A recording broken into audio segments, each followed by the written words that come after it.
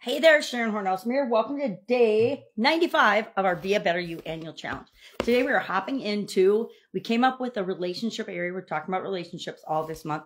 And we picked an area or a relationship that we want to have be better in our life. Maybe it's one that's challenging to you right now, or maybe it's just one that you want to improve. Sometimes we are going through periods in our life where all our relationships are clicking and great. Other times, not so much. There's usually one that we want to improve more than the others. So we picked that yesterday, and today we're hopping into and applying the SOAP framework to it. One of my favorite tools for improving any area or aspect of my life, or for solving a problem, or finding solutions to things that have bothered me for a long time. I apply this process called the SOAP framework. And step one of that, which is what we're talking about today, is S for story. And story meaning, I love my backwards written graphics. Current story and our desired story. We're going to do a quick write-up for each. We're going to write a couple of sentences about what's going on right now in the relationship. And then our desired story is, how do we want that relationship to really be? Usually, it doesn't pop into our mind unless we know that we want it to be better. And if we have a vision or a picture in our mind of what we want it to look like, we can focus on moving toward that. So I did a quick write-up, and I asked a few people about their challenging relationships, and I asked if I could share them, and they said, of course, yes. I'm not going to use their last names, so nobody's going to know, even if they're their real names or not. I have a couple business ones and a couple of more personal related ones. So I'm going to share the personal ones here, and in the Supersize Your Business group, I will share the business related ones. So if you will need more examples or want more examples, or, excuse me, if you would like a write-up of the whole process with these 4 examples, ask, and I'll create a PDF out of it and I'll send it to you. So you have it and you can learn and you can refer back to it. And this one will be specific to relationships, but we'll do this SOAP framework at least 7 more times this year. We'll do it more than that. We'll do it 8 or 9 more times this year, because it's a tool that you can use, and you can use it repeatedly, make it your own, install it in your subconscious. So like me, it becomes automatic. I don't have to think about each of the 4 steps whenever I'm faced with a challenge or anything right now. I dropped my visual aid, so we don't get to show it again. So let me grab my magnifying glass, and let's look at Emma's story. And her relationship that she picked is with her teenage daughter. And we will share Lila's story. So I'll do Emma and Lila. They just happen to both be women. And actually, the other 2 just happen to be men in the business one. I don't know. I didn't realize that till right now, but it doesn't matter. The tool applies to all of us equally, no matter what gender we are. So Emma's current story is, she feels like her teenage daughter, Zoe, is always pushing her away. Conversations often turn into arguments.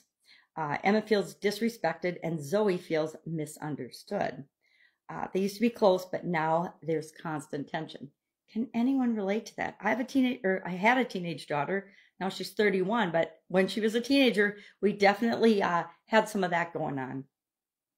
I had a sudden cardiac arrest, and she got her lip pierced, which was not, yeah, I can't remember if it was her lip or her nose now, but anyway, that was a big conflict. So yeah, I can relate to this one a lot. What's her desired story?